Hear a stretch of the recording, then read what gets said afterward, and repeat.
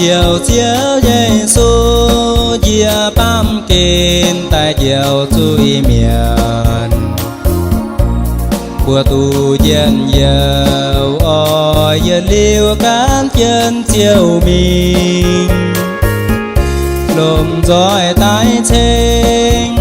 bùa nhẹ diệu chiếu Giêsu tín hùng hàm bùa nín ra kênh ngồi kéo lồng bùa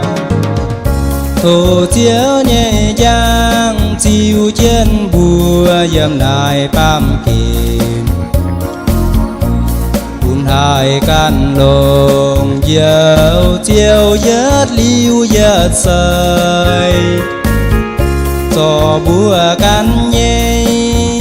cuốn xin phùng cuốn thiên hùng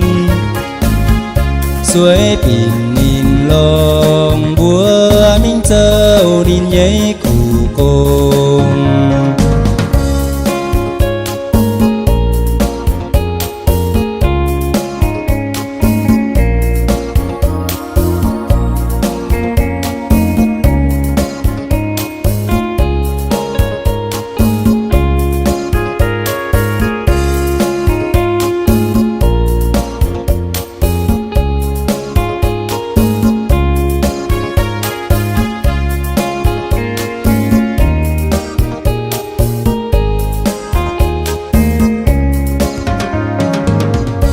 diệu chiếu Giêsu